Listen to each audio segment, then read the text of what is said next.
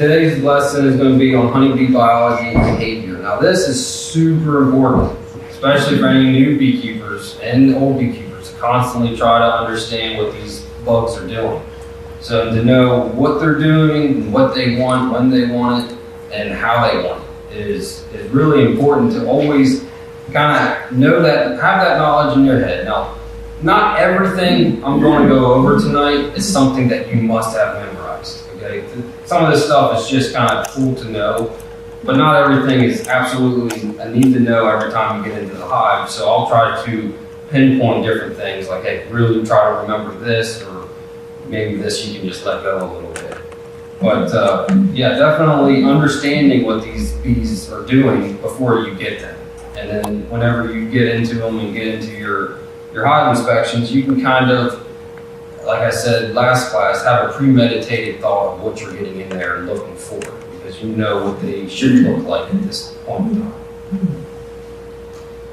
So the honeybee is a colony, okay? They're actually a superorganism. And what that kind of means is, you know, there's thousands of individual bees, but they're all working together. They're all working together for a specific purpose. And that purpose usually always revolves around the queen and what she's putting off and what she's kind of telling the rest of the colony to do. And they're all working together to get through the winter time, and they all want to swarm. That's kind of like a natural thing honeybees want to do. So they're all working together. It's just kind of like an ant colony. You know, one ant by itself isn't really going to do much, but the whole colony can do a lot. And it's the same with bees. They're all working together. Communication. So honeybees communicate with their pheromones. Pheromones are a big deal with honeybees, and we'll kind of get into the different honeybees that are inside your hive and how they communicate. And to memorize all this stuff isn't the most important thing, but it's good to know. You know, if somebody asks you, like, how does the bee find its way home? Well, it's because of the pheromone. They're, like it says here, they're the most advanced communication among social insects, and it's that pheromone. It's the key factor in causing the bees to act a certain way. Why are the bees angry this day? Well, there's a pheromone put off for that. Why are the bees foraging so hard? There's a pheromone that's going out. And how do they know where their home is, where they find the pheromone? So just like any other stock, any other livestock, honeybees, there's different strains of them. Okay. In the United States, I say there's 5 major ones. I mean, even though there's more, but I say there's mainly 5 major honeybee strains that are bigger in the U.S. And just know that so say you buy a Carniolan hive or an Italian hive from somebody new, does not mean that queen is actually full Italian or full Carniolan or full Russian. And we'll get into explaining why that's the case, but it'll be kind of mainly Italian or mainly Carniolan, unless you get an AI queen that is artificially inseminated with pure semen. That's just not going to be the case. She's open mated, so she can mate with anything. So genetics will vary a little bit. So the first breed we're going to get into is Italians. Italians, I'd say, are probably the most popular in the U.S. They're kind of, obviously they come from Italy. They're a Mediterranean bee. Okay, so that's the climate that they're naturally used to, is that Mediterranean climate. I don't recommend Italians up here for one simple reason. They're winter times. Okay, Italians are great springtime bees, great summertime bees. I cannot stand it when I have Italians in the hive in the wintertime. And that's simply because they overwinter with such a big cluster. And they overwinter with a loose cluster. So the cluster, that kind of makes it to where the cluster is always a little bit active, meaning the queen's always rearing a little bit of brood. It doesn't take much to stimulate Italians on sugar syrup, like that queen will register and keep laying. And a little bit of pollen here or there, she'll keep laying. So it causes them to eat a lot of food. Okay, when they have that big cluster and they're always a little bit active or they're hungry. So why that becomes an issue in the wintertime is they'll starve. They'll run out of food sources a lot faster than some of the other honeybees. So I don't you know, if you get bees or you have an Italian queen in the springtime, fine, let her roll. They're great. Like, they'll make a lot of honey. They'll draw a lot of comb. But I would recommend replacing her in like August before they start getting ready for winter time. Just because I don't like the way they overwinter up here. Now that's, like I said, that's pure Italians. So sometimes you might get a queen from somebody that is Italian, but it's actually mated with Carniolan or something to get the positive traits into your hive. And that queen could, you know, overwinter just fine. But overall, I don't recommend these, but it's not to say that they're a bad bee. It's just, in our environment, I don't think they're the best. So Russians is another one. Russians came about in I think 1997 is whenever they came, and they're not like the Italians. They're not actually straight from Russia. They're actually a mixed breed bee. They're a hybrid bee of Italian, Carniolan, and Caucasian with some German black bee in them. And they're a little bit more aggressive, and they act a lot different than other honeybees do. So I also don't recommend these for first-time beekeepers, especially if you're a beekeeper that's trying to figure it out. Russians act a lot different. They keep they keep queen cells going all year long, which is different. A lot of bees will keep the queen cup, but not actually keep an active queen cell going all year long. And it kind of makes it look like swarming conditions whenever there's queen cups all over the bottom of the frames, but it's not actually what they're doing. They just maintain these cups, and then once they don't use it, well, they abort the cup. But they'll actually chew it out and start another one. So Russians they overwinter well in our environment. They do, but I don't recommend them just because they're difficult bee to really kind of get your head wrapped around. And I've tried them in the past, and I was totally lost at what these things were doing and didn't quite understand. So they were kind of made up to be more mite resistant, more varroa mite tolerant. That's kind of like a matter of opinion, I think. I don't like using the word resistant with honeybees to the varroa mite. There's a lot of guys out there that are trying to breed resistance to the varroa mite into their honeybees, but the word tolerant is what I would use. So that meaning the varroa might be going rampant in the hive, but the bees are just still rocking and rolling with that varroa mite doing what it's doing. So they might be a little bit more tolerant to the varroa mite, but they're not resistant. There is no honeybee that is resistant to the varroa mite right now. Carniolan bees. So this is what we run into. Carniolan bee comes from the Eastern Europe area. They're a subspecies to the Western European honeybee. I prefer Carniolan simply because they overwinter the best. I just referred to them. I'm like, I love them black bees because when you look at the queen, the picture of the queen, she's black. And that can also be a con a little bit in the sense that sometimes she can be very hard to find if she's not marked because the comb gets dark the brood comb gets dark over time. So as she's scurrying around, she can be very hard to find. And it can be just annoying in a way.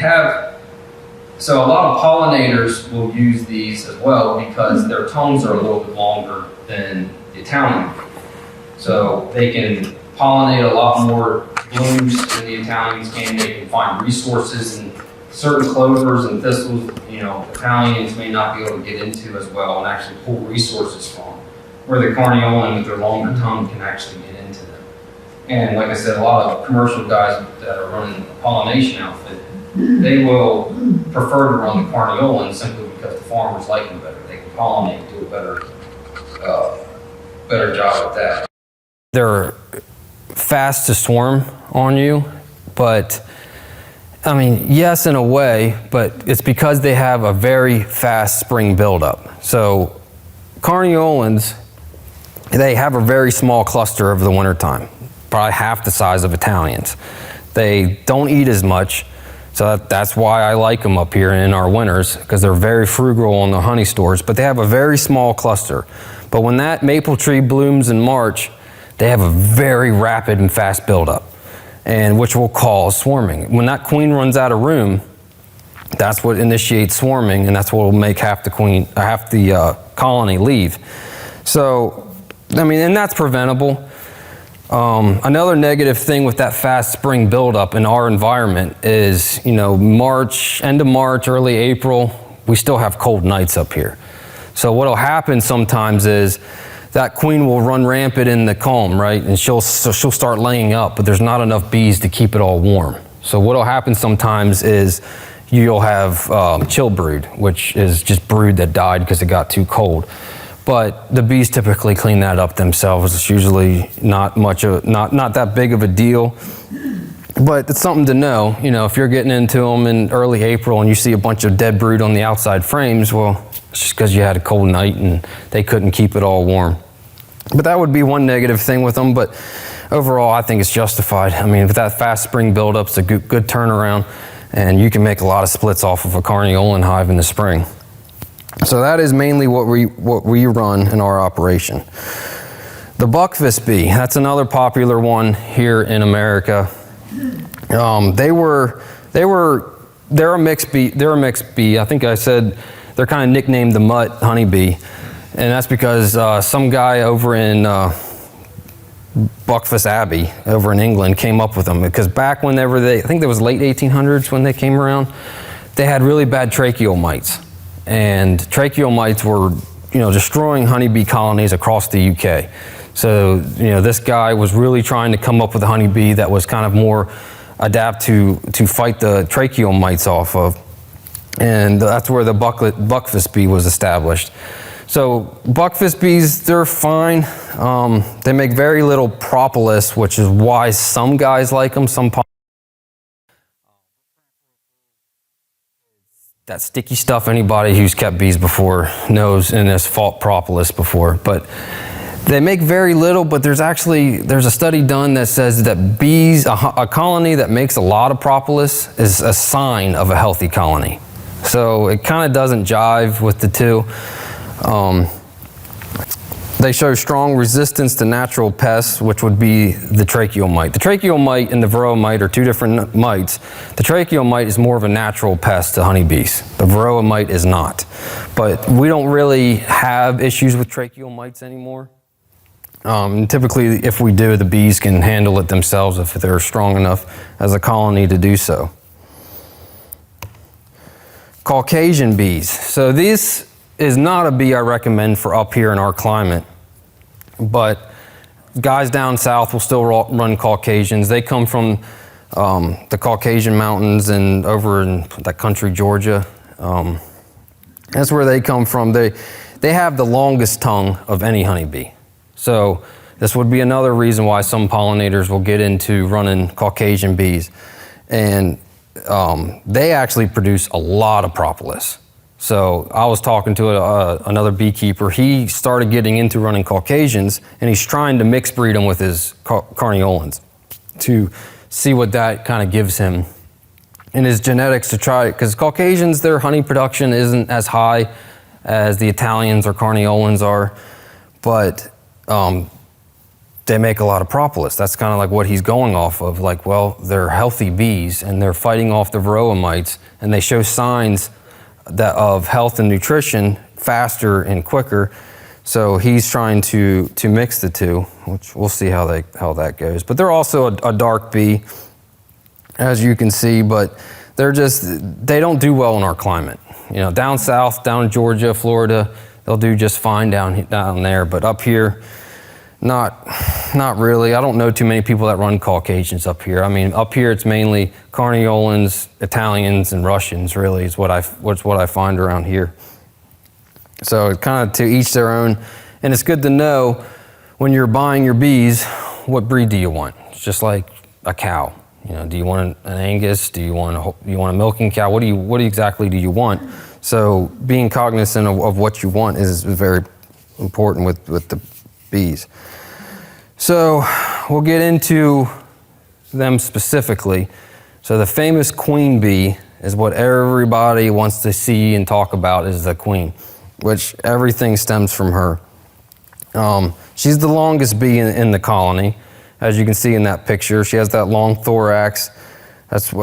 She's the only bee that is capable of laying a fertile egg. Okay, there's only one per colony, and in the height of the season, so when I say the height of the season, I'm talking, end of May, early June, she can lay up to 3,000 eggs a day. I mean, she's moving it. But I'd say average is around 1,000 to 1,200 eggs a day. So she is very busy. They say a queen can live up to 5 years, and that's true, but that's just kind of not the case most times. Most guys swap queens every year. I don't say that I swap my queen out every year, but if I kept track of it, it'd probably come pretty close. That all my queens, I have new queens in my hive every year. And that's due to our environment a lot. They just don't last as long. It's due to the fact that she could be injured at some point and she just ain't keeping up. So they just don't last as long as they used to. There's so many things that are hurting them on their longevity. So every egg that the queen lays within the first 3.5 days has the potential of being a queen. Because after day 4, that's whenever they age out of that potential. So every queen, every egg, or I should say larva, once they hatch out of the egg state, they're fed a little bit of royal jelly. Okay, the nurse bees, they eat some propolis, and they ingest it, and then they actually then kind of vomit it back up and feed it to the larva. So they're all fed a little bit of royal jelly. But what sets the queen apart is when they're raising a queen, they will feed her only royal jelly and a lot of it, so that she grows longer, she grows ovaries, and she's able to mate and store semen whenever she goes mating. She's able to lay a fertile egg. All the other bees, they're female, and they can lay eggs, but they're not fertile eggs. So whenever, do I have that on this side? Well, that's good to know her development. So she's the fastest bee to develop in the hive. So the worker bee is 21 days, a queen is 16 days. And that's partially due to the royal jelly. And that stuff has so much nutrients in it, she grows out and hatches sooner. So she's 3.5 days, or 3 days an egg, and then 4th day she's capped, and then on day 16 she hatches. So that's good to know kind of in your head when you see queen cells, to kind of know what day this is. And every time I get into the duration, try to memorize these things, because this is what's important for whenever you're getting into your hive and you're cracking them open, and you can kind of age them in your head. Okay, you got X amount of days to do this or that, or she's going to hatch here or there. In our queen operation, which is Potomac River Queens, that's our sister company that does the queens. That is like a key factor in everything that they do over there. They're always timing it. When they want them cells out on day 15, that way they hatch and on day 16. So that is super important. So when a colony is left on their own to make a new queen, they will, and they'll make a lot of cells. So say something happens to the queen, she dies or she's sick, and the bees can make their own, and they will make a bunch of them. Okay, they'll make 10 to 20 cells in there, and the first one that hatches will run around to all the other cells, scratch them open, and sting the larvae. That way she's the only one. Now, if it happens to where they both hatch at once, well, now they fight to the death and last one standing. The negative thing about that is if that happens and the one that's left standing is now all beaten up, she might have a leg tore off, her wings might be messed up, and now she can't go on her mating flight right, and kind of gets tore up a bit, then she'll never be a good queen. So that's something that can happen. It's kind of just anybody's guess if it's actually going to happen or not. Once she goes on her mating flight, So she can fly up to 3 miles on her mating flight, okay? And likewise drones the other way. And this kind of goes back to at the beginning when I said how to keep in mind, just because you're buying a carniolan doesn't mean she's full carniolan, because she could be mating with a hive that's 6 miles away. I don't know what that hive is. You know, this is where you get the diverse genetics. And diverse genetics are a good thing. I think it actually strengthens the colony overall, but you're never getting that pure strain of honeybee. So this is a graph talking about the queen's pheromones. I pulled that off of Penn State University. They have it, and you can see there's kind of 2 different main pheromones that the queen puts off. The releaser effect of the pheromone, you can see that's kind of something that that's how the drones find her when she's going on her mating flight. They smell her pheromone. They know it's time to mate, so they find her. That's how the cluster finds her when they're swarming. And that's kind of like the bees will come around her, they'll feed her, they'll clean her, they kind of get to know her a little bit. And then they call it the primer effect, is the other pheromone. That's kind of the normal operation pheromone. So they will be growing, she'll be laying eggs, they'll be drawing comb off of that. And growing, you'll see in the top picture, is queen rearing is also a part of that pheromone, which that's natural for them to want to build. That's why they grow up and grow strong and build up. That's naturally what bees want to do, is they want to swarm. So when we go back and talk about the different strains of honeybees, and they say, well, this strain swarms a lot, this strain swarms a lot. Well, it's every honeybee's desire to swarm. That's their way of reproducing.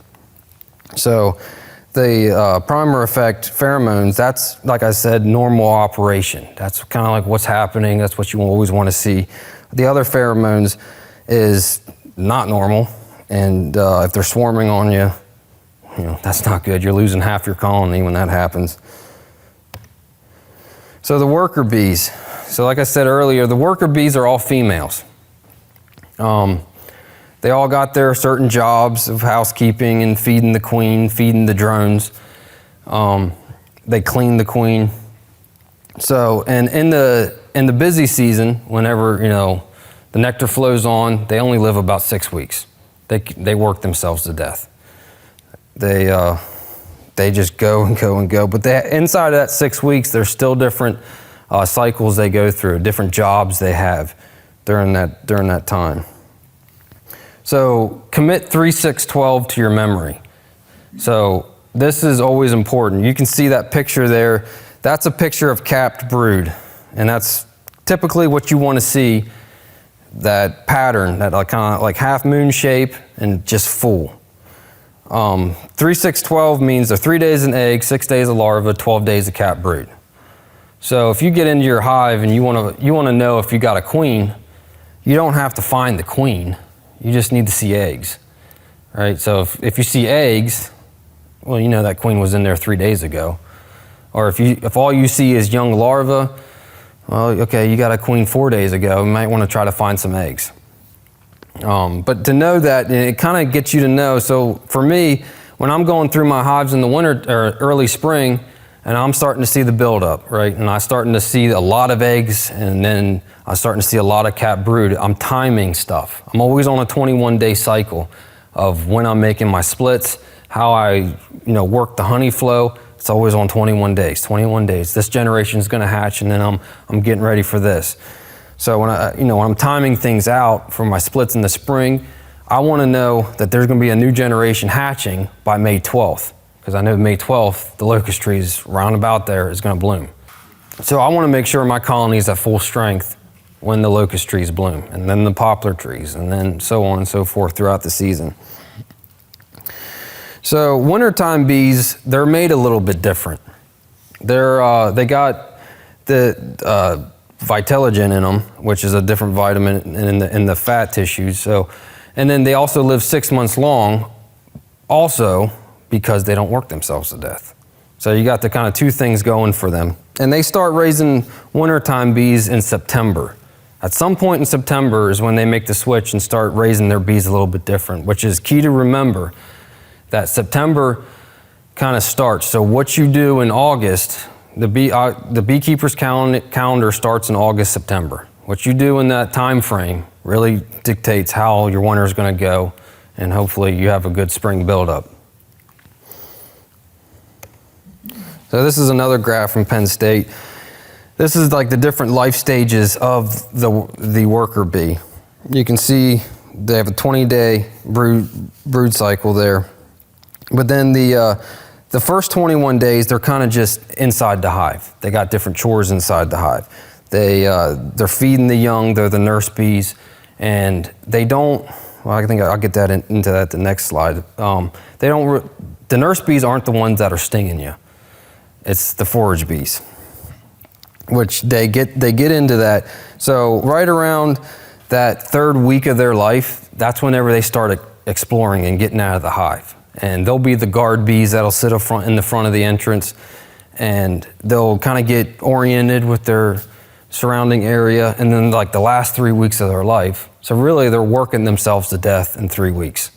That's when they're going. They're nonstop going that last 3 weeks of their life. So in that middle period is when they're the bees that are making wax. Okay, so you need younger bees to draw comb. And that can be a negative thing when you buy a package of bees. You don't really know how old them bees are. Okay, so if you buy a package of honeybees and then you put them into a hive with no drawn comb, are you going to get drawn comb or not? I mean, sometimes you'll get some weird looking drawn comb. That's why I always recommend one of the reasons why I recommend to people, don't buy a package unless you already have drawn comb to put them into. Because then they can get in there, get to work, they don't have to draw a comb. Or maybe it can be an answer to one of your questions. Maybe your hive's not drawing comb, or it's drawing a bunch of funky comb and you don't know why it's doing it this way. Well, you got another issue of why is there no young bees in there drawing the comb? So sometimes you might have to pull resources from another hive to give them young bees so that they actually draw comb properly and secrete that wax. So the workers, they have pheromones.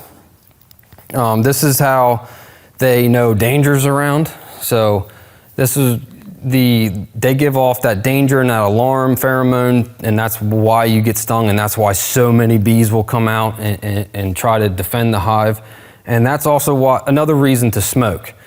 So there's 2 reasons I hear a lot of what smoke actually does. So they say smoke will simulate a wildfire, and that the bees will go down and start eating honey. And that's true. I see when I smoke them, the bees will quick crawl down and they'll kind of look like, have their head in the cells eating honey. But what it also does is it disguises their pheromone. Now they can't smell the danger pheromone going on, and it kind of keeps them calm. But remember, it's the older bees that are stinging you. So if it's the older forage bees that are stinging you, the same bees you see out in your yard on the flower that aren't bugging you because you're not interfering with their hive, whenever you get into the hive and you're getting stung, kind of think about what's going on. Well, that's because all the forage bees are home because there's a storm coming, or it's colder out, or whatever. But or there's no nectar flow going on. But when there's a nectar flow, it's 75, 80 degrees. Only the nurse bees are inside. You can work them with no gloves on. They're not going to sting you. They might, but it's overall you can work them, and the forage bees they're not home. They're out working. So they have that pheromone, and they'll be fanning that pheromone in the entrance. So you'll see bees fanning at the entrance of hives for various reasons. One is, to control the climate inside the hive, but also it's to spread the pheromone so that bees out and about can find their way home. And that's kind of why, some beekeepers will paint their boxes pastel colors because they say, it's good for the bees to find their way home. They can see pastel colors really well. But then you'll go to the next commercial guy and he'll have thousands of boxes that are all white. And it's like, well, how does the bees find their way home there? That's because of the pheromone. That's how they get home. Now, I say it's half and half. So like on your regular hives, your honey production hives, it doesn't matter. But whenever you're trying to get queens mated and the queen to find her way home, I think anything helps. So adding pastels, putting them close to some trees, because they say down south guys will put their queen operation in the woods so that they say queens can find their way home better with the trees. It's one of them questions you ask 10 beekeepers, you're going to get 100 answers to. So drones are the male bees, and this is probably the most mistook bee for the queen all the time, because they're just a chubby bee. They have no stingers in them. They take the longest to develop. So you always see drone comb. It sticks out a little longer than the worker bee cat brood, and it's usually like at the bottoms or corners. And these are your male bees, and these come from the unfertile eggs of the queen. So the honeybee queen is one of the only insects or animal out in the animal kingdom that can actually dictate the sex of the egg that she's laying. So she knows whenever there needs to be drones flying in the springtime or not. So drones, they take 24 days to hatch, like I said. They're in that capped brood phase for 14 and a half days. So 2.5 days longer than the regular worker bee. They take the longest, and the drone does nothing for the hive other than mate with the queen, mate with a virgin queen. So there's really no purpose to them. They don't even feed themselves. The nurse bees feed them. They're kind of actually just, in the wintertime, they get kicked out of the hive because they do nothing to help keep the hive warm. They get kicked out, they die every wintertime because all they'll do is sit in the hive and just eat wintertime stores for no reason. So they get kicked out. There's a lot more worker bees than drones. But a high count of drones is also a sign of a healthy colony. So it's kind of like the propolis thing. A lot of propolis coming into the hive is a sign of health, and a high drone count is a sign of health and nutrition.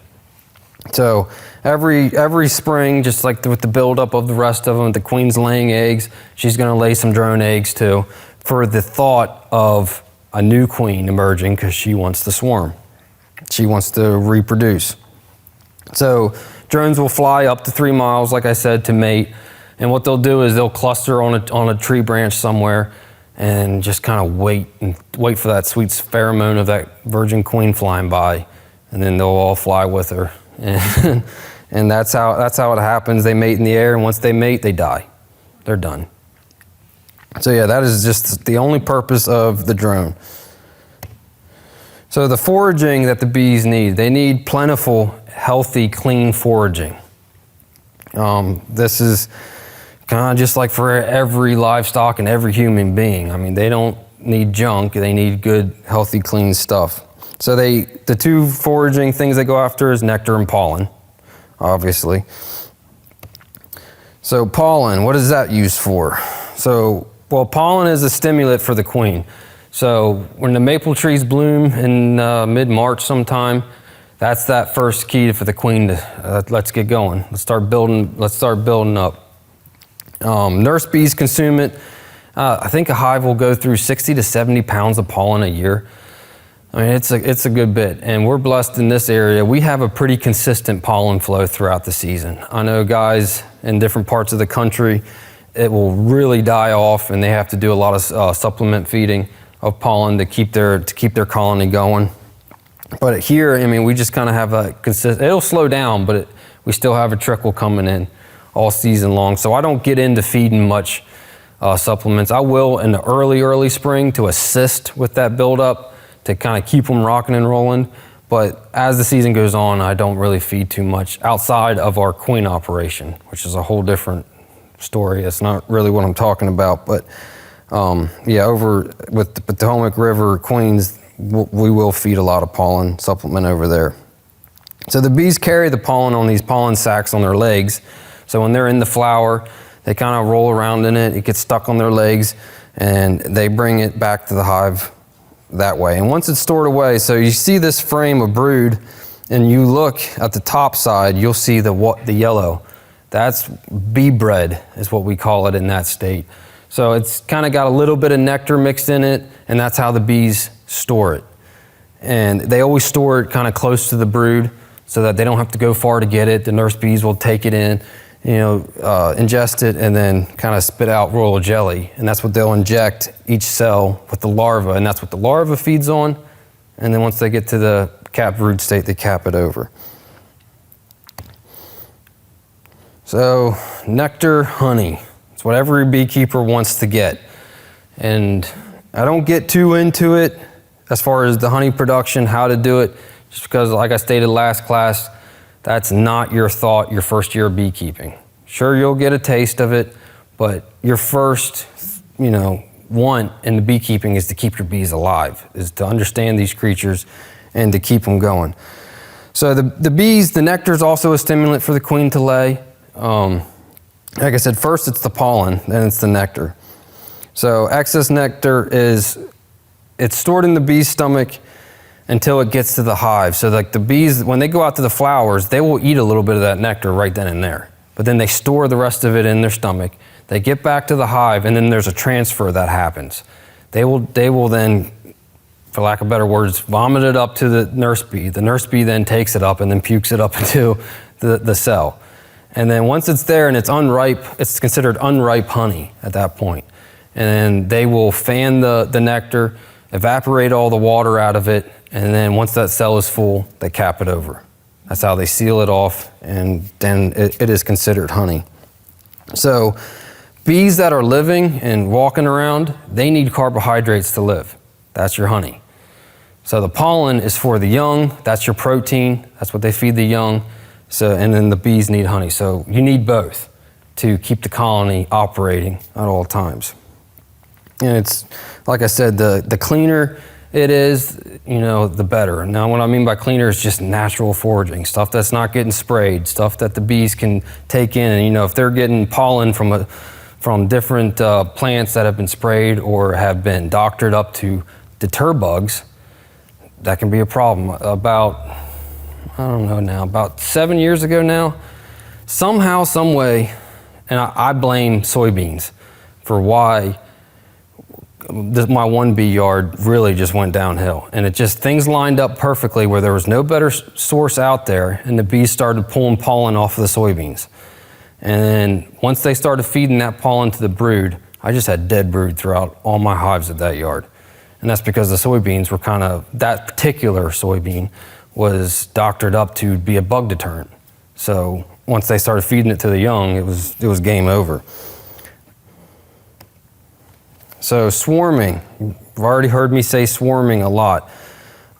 This is when one colony becomes two colonies. This is what honeybees do. This is how they reproduce. Because like I said, the colony is working as one superorganism. Now they split and become two. So this is a natural thing that bees want to do. Their whole buildup is constantly so that they outgrow their home and they swarm. That is just like what's ingrained in them, what they're going to do. Every honeybee wants to do it. We try to minimize that. We don't want that to happen because, if they go out into nature on their own, most likely they might live the first year. More than likely they're not going to live 2 years before the whole colony, they collapse. So we want to keep our bees. So we lessen it by splitting them in the spring, knocking them down a little bit. It's only because they ran out of room. That's the number one reason of why they swarm. That queen, she's going around, she ran out of room. And a lot of times it'll happen at a nectar flow when the honey's coming in so fast that the bees are plugging out all the cells. Now the queen's trying to go around and she can't find nowhere to lay. Boom, they're in swarm mode. And swarm mode actually starts a couple weeks before it happens. And there's times that you can stop it as the beekeeper, but you have to stop it early on. So many times, like once they're in that swarm mode, it's hard to get them out of it. So what'll happen is the bees will start making these queen cells at the bottom of the frames, and it's always at the bottom. So don't mistake queen cells up in the frames for swarm cells. But yeah, what'll happen is they'll stop feeding the queen a couple weeks earlier so that she loses some weight so she can go fly again. And thousands of bees, like they say up to 60% of the bees in the colony will then leave with the old queen. And they're left with new queen cells, a new queen that's about to hatch. So more than half of your bees are leaving, and that's when you'll see that ball of bees on a branch somewhere. and they'll be in that ball state for however long it takes for the scout bees, because once they ball up, scout bees will go out and they will look for a new home. And sometimes that home is a wall in your house, if they can get into it, or a hole in a tree somewhere. Or sometimes I've had swarms just magically appear in an empty box. They come in and they liked what they saw, and so once the scout bees go back, it's another pheromone. They release another pheromone, and then the whole colony follows them to their new home. So it's a natural thing, it's a good thing that happens, but we minimize it simply because we want to keep our bees in our boxes. And like I said, you can kind of simulate swarming by just splitting them, knocking them down, putting them in their own box, and giving the queen more room to work. You don't want that queen to run out of room. And so in our area, it's like early May till end of June is when you got to have the swarming on your mind. So, and that's important. So after end of June, when it's July, you're typically not going to have swarming. And it can happen, but typically it's that springtime where you got to watch your queen's space. Make sure she's got empty comb to lay in. And make sure the bees have if you're trying to make honey, put the honey supers on top, let the bees store it, and keep the brood nest for the queen. Swarming typically happens between 10 a.m. and 2 p.m., which is kind of, this past spring, I had a lot of swarms.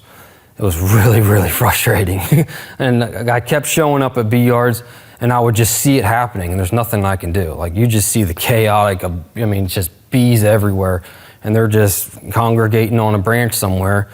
And me and one of my workers, we go up there with a box, just start shaking them down into the box and then get them back home. But that's not always possible whenever they're 20 feet up in a tree somewhere, and a lot of times they only make it that far if the queen's able to fly that far. So that's why typically when they first swarm, on the first day between 10 and 2 o'clock, they don't go far because the queen just can't, she's too big. She can't fly that far. So she'll fly a little bit, then land somewhere, and then they'll congregate to her. And sometimes they'll recluster, they'll fly somewhere else and cluster up again, but typically from that point, then they go find a new home. Okay, swarming versus absconding. So I hear this a lot. Swarming, like I said, is when a colony splits into two. Absconding is when the bees just leave and leave nothing behind. And this will happen in early fall a lot. And my theory to it is, it's typically because you have a high mite load or bad disease in there, which can come from a high mite load.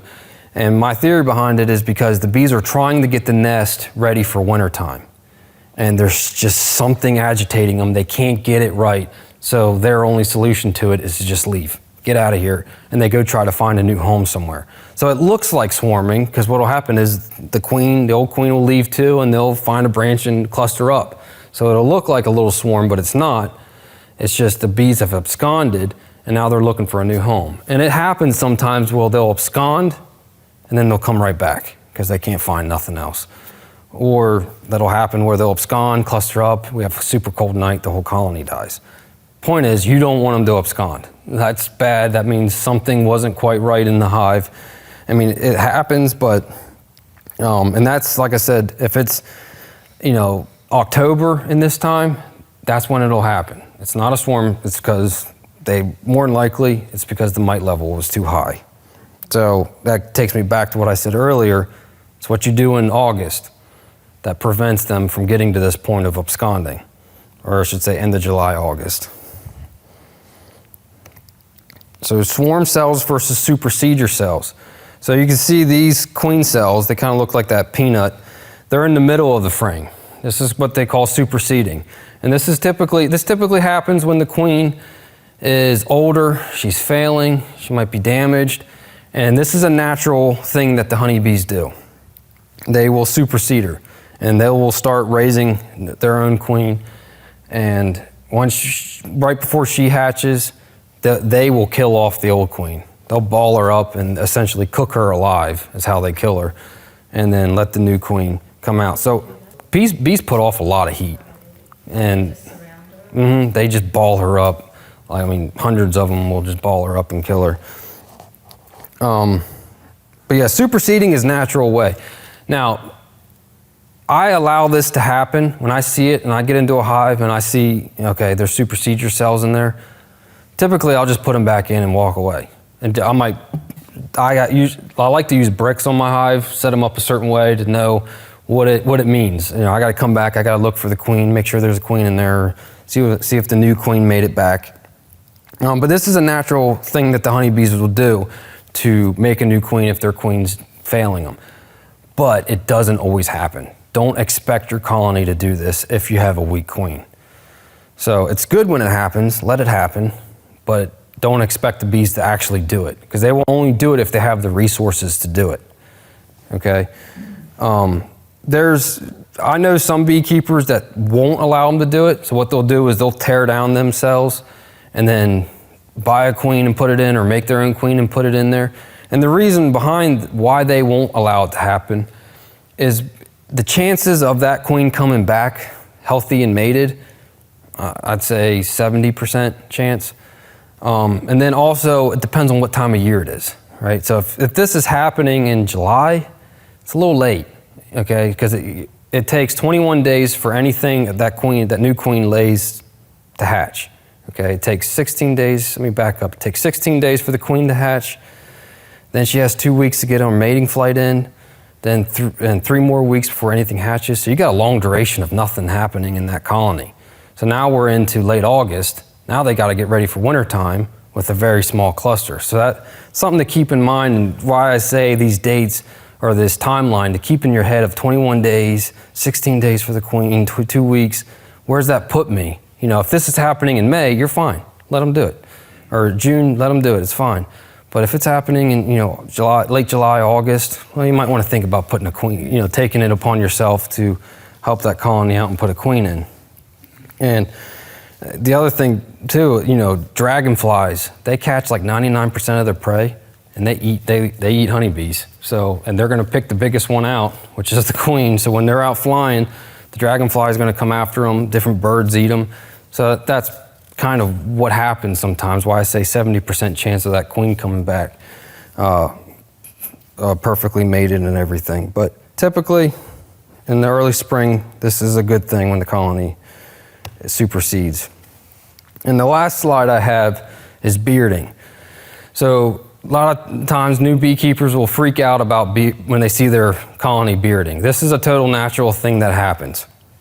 And typically what it is it'll happen on super hot days, right? So when the temperatures are in the 90s and you got a big colony, the bees, it's just too hot in there. And the bees regulate the temperature in there. So a lot of them will come out of the hive and just hang on the outside and just kind of try to let things breathe. You'll see a bunch of bees in the front fanning, trying to get airflow in there. They'll fan for all kinds of reasons. You don't always know what the purpose is, but when you see this, you'll see them all fanning. It's totally natural for this to happen and not something to freak out about. The only thing you might want to do is check to make sure they're not running out of room. You know, it might be getting too tight and clustered in there. So, but typically, I mean, I've had nukes do this with plenty of room. They just come out and hang on the side of it. And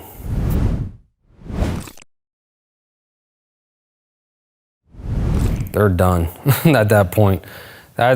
So what happens is, typically that means there's been 21 days, a 21-day duration of no queen. So let's just paint this picture of, they tried the superseder, the queen went on her mating flight, she got eaten by a bird.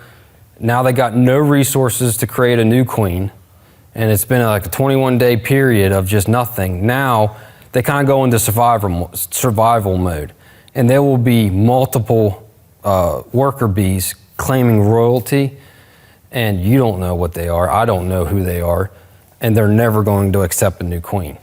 Now there's different ways that I've played with of trying to fix that, like every 3 days adding a new frame of eggs from another hive into them to try to get them to come back. And I don't know if that works or if all you're doing is hatching out a new generation that will accept a queen. You know what I'm saying? So, but really why they won't accept a new queen is because you got so many worker bees in there that claim royalty. they think they're the queen now, and they're not going to allow another queen in there. So it's just done at that point. So if anybody doesn't know, he's talking about the laying workers, which is a problem that can happen. You don't ever want to see that, because typically your hive is just done at that point. And that's because they got no queen. They went for so long without a queen. Now they're in the survival mode of trying to keep it going. But the problem is, like I said, the workers will lay eggs, but they're not fertile eggs. So all they will be is drones, and drones do absolutely nothing for the colony. So that's kind of like you're done at that point. My quick explanation would be, it's kind of like an oil from the wood that bees will peel off and kind of eat, and then they regurgitate it, and then they seal it. They use it inside to seal everything. It's a mixture of nectar, pollen, oils from wood. There's a couple different things, but they use it to seal off everything. So any cracks inside of here, in between the boxes, your top of your lids, it's like a glue. And some people eat it. It's gross. I don't eat it, but Do they put it in the cells? no. It's typically just only used as a glue. So when I was saying how certain bees make a lot of propolis, and that'll be like the Caucasians. You'll try to get this lid off, and it'll just be so thick, and you're prying and prying and prying to get it up off, and it's tight. And in October, the bees will really seal everything off. So that's typically when I stop getting into my hives as much, especially cracking them in half, because they sealed it off. I want them to keep it sealed off and keep it airtight. So I kind of let them be that. Now I'll only come around and just crack the lid and check it. But yeah, it's a very good resource that they use. And like I said, propolis, when the bees are making a lot of it, they say it's, a sign of good health for the colony. But then to add to that, also certain bees draw more or make more than others. Well, I guess I kind of never stop, but I really slow down in late October. And then I'd say I go into more like a once a month routine of checking them, making sure they're not starving, making sure they're heavy enough, making sure they're alive, making sure nothing toppled over. But, I will, depends. So it depends on the day. If it's a warm day, no, just because I probably don't have to. And typically what I'll do is I'll go around and I'll feel how heavy is it, and kind of know that means if it's super light, well, I better get something in there to make sure that they don't starve. But if it's still heavy, that means they still got plenty of honey stores. And if it's warmer out, there will be bees that come out and fly around, because like I said, bees won't go to the bathroom inside the hive. They have to go on their cleansing flights, they call it. And so they'll be out kind of flying around, stretching their wings a little bit, but they're not really working. They're just, like I said, exercising a little bit and coming back in. And then another thing some people do is just knock on it. If you knock on it and have your ear to it, you'll hear, it's just a cluster. You can hear them, okay, they're good. But I'd say probably around January, February, that's when I really, really watch for starvation. And we always seem to have like a week or two of super warm weather in January. And when that happens, your bees really start consuming food. And you gotta really watch. That's probably one of the biggest things you gotta watch in the wintertime. Once you get your mite management under control, you really gotta watch your food sources, because our winters are tricky in the sense that you got your highs and your super lows. And the bees I like it when it kind of gets cold and kind of stays cold. Because when it gets back up again, the bees will start becoming more active, and then they get hungry. So I like it when things just kind of stay chilled off, but not crazy cold. The only insulation I do, does anybody know what double bubble is? Like insulation? Yeah, I know you do. It's what they use for on ductwork. It's they wrap it so that no condensation kind of comes on the outside of ductwork on like your air conditioner or whatever, or in big commercial buildings. So all I do is I cut that the size of the top of my hive, and I put that on top of the frames. And that keeps condensation from dripping down on top of the cluster. And that's all I do for insulation. I don't like wrapping my hives for insulation because unless you can totally vapor proof that thing, all you're doing is trapping water up against them, and it's going to get cold. I mean, I see people do it every year. I don't quite get the science behind it, and I don't, and I'm fine. But I will recommend do something for that condensation. Condensation, that cold water dripping on that cluster will kill them as well. So I love that double bubble. It's cheap. So you just go to Lowe's and buy a $12 roll of it, and you can probably do, I could get 12 cuts out of it, of one roll. It's super cheap, and you just put that on top of your frames. And it doesn't allow condensation. You'll pop the lid in the wintertime, and you'll just see puddles of water up on top of it. I just kind of take it and flick it off and then put it back on. Up until about 55 degrees. So, and that can vary a little bit with the type of feeder that you use. So they'll stop taking it whenever it's 55 degrees. But if you use an internal feeder, the bees can keep it a little bit warmer longer so that they'll take it, maybe down to 50 degrees. But the syrup itself is actually warmer than that. But yeah, it's typically about 55 degrees, they quit taking it. So if your hive is really light in early October, you want to push that 2 to 1 because you got about 2-3 weeks to get them to take it down and store it away before the temperatures drop too low, and they'll stop taking it. And then once it's too low, you feed them dry sugar or fondant to supplement that, and that'll keep them alive as well. So long as you have about a 3/4 inch piece of wood, you can make your hives out of anything. I say 3/4 just for insulation purposes. 1/2 inch, 1/4 inch is just too thin. Thinking about winter time. Like, don't ever try to put bees in this thing when it's cold out. It's way too thin. I've made that mistake. Just this past year, I made that mistake of putting nukes directly in this, and that was mid-April. And we had like a couple of nights down in the 40s. Did not do well in those things. That was not good. So typically, any type of 3/4 inch wood, you can build your own out of anything. I used to raid the dumpster at the construction sites. Just build them out of whatever. Sometimes. So I think a buddy of mine this past year, he went on this horrific journey to get a swarm out of a tree. This tree was cut down by a contractor. They called me. They got honeybees. So I called my buddy. I'm like, you want them?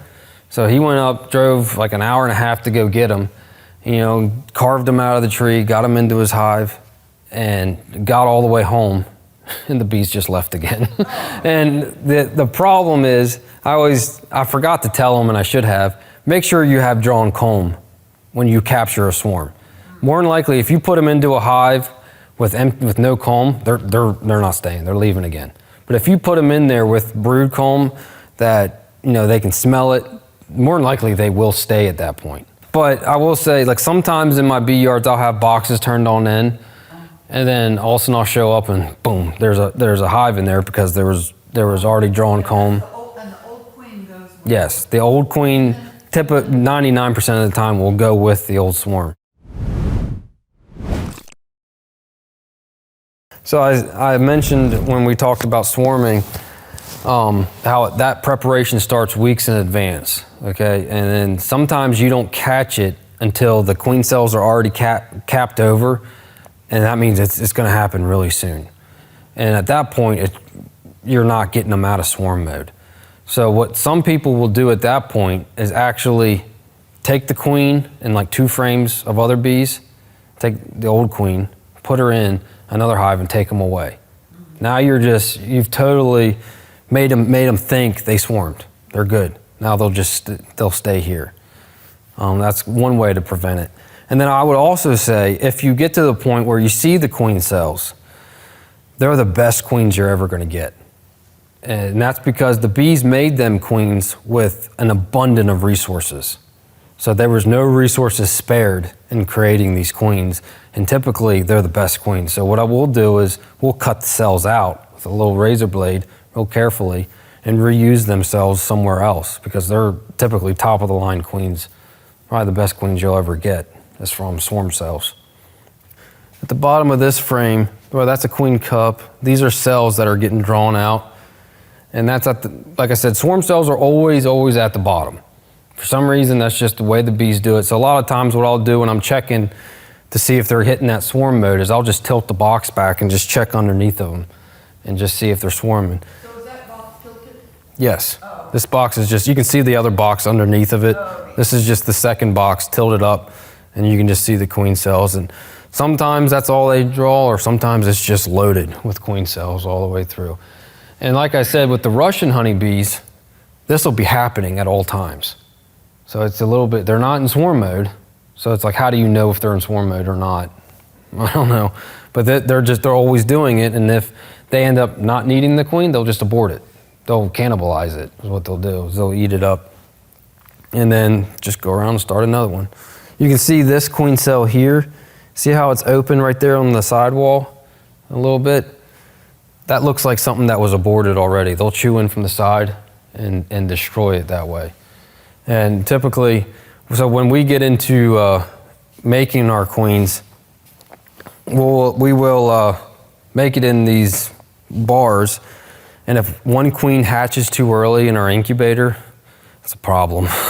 Because she goes around and she'll chew open all the other cells that are in the incubator and just sting all the larvae. And you'll see this tiny little chew hole in the side of it. And she's doing what she's naturally supposed to do, is creating her dominance and killing off so she's the only one.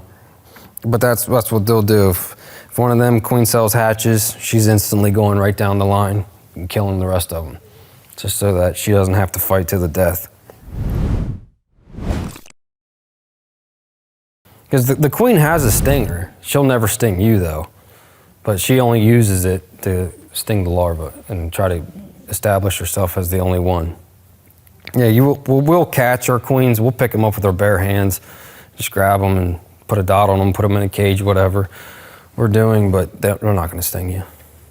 And they're the only ones that have a stinger that can sting you that can sting multiple times. The rest of the honeybees, the worker bees, when they sting you, they die. The venom sac gets pulled out of their abdomen, and it actually pulses, which also is another pheromone. Probably should have added that in there. But so what I do when I get stung, and you see that venom sac kind of pulsing on your finger, one of two things I'll do. Either I'll take honey and just rub it on there. Honey like makes it go away almost immediately. And it also takes away the venom sac. The bees can't smell it. Or I'll take my smoker and I'll just like rub it off, because the smoker takes away the pheromone. And you want that venom sac out of you though, because that's how the bees know where to attack. They smell it and they're coming for it. I don't know how well you can see that picture, but that's a good picture of eggs.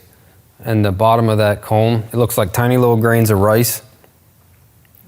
And the black plastic foundation really helps you see it.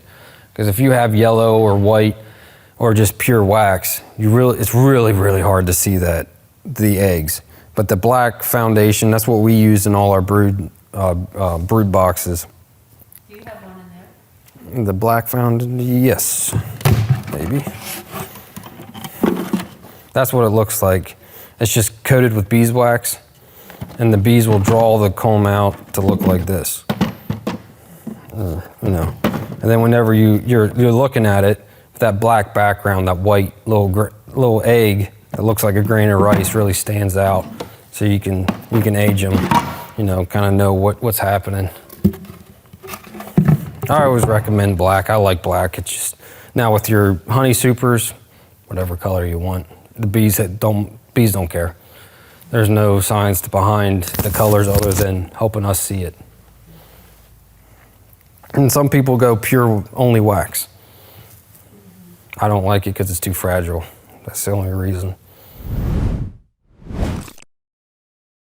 Melt it down, and we make some candles with it.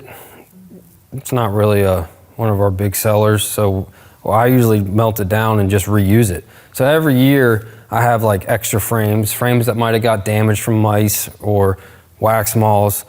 So every year, every winter time, I'm kind of going through my frame inventory, either cleaning them off and then melting the wax back down and recoating the plastic with it. I mean, but it all depends on what you want to do with it. All our wax comes from the wax cappings of our honey frames. So when we cut the cappings off to get the honey out of the frames, that's where all our wax comes from. The wax from the brood nest. Well, you could scrape it off. Yeah, the whole thing. Yeah. But it's a process, rendering down wax. So the way our operation works is whenever we go through our honey production, we pull their honey supers off, we go through the uncapping and the extraction part of it, but they're still sticky. So then I'll take them back out to where I have bees, leave them on end so that no wax moths or anything destroy it, and then let the bees lick it dry. And that's pretty much how it stays all the way till it gets cold out, and then I'll store it away. Yeah, the bees, they won't waste nothing. A couple days, I think it'll be totally dry.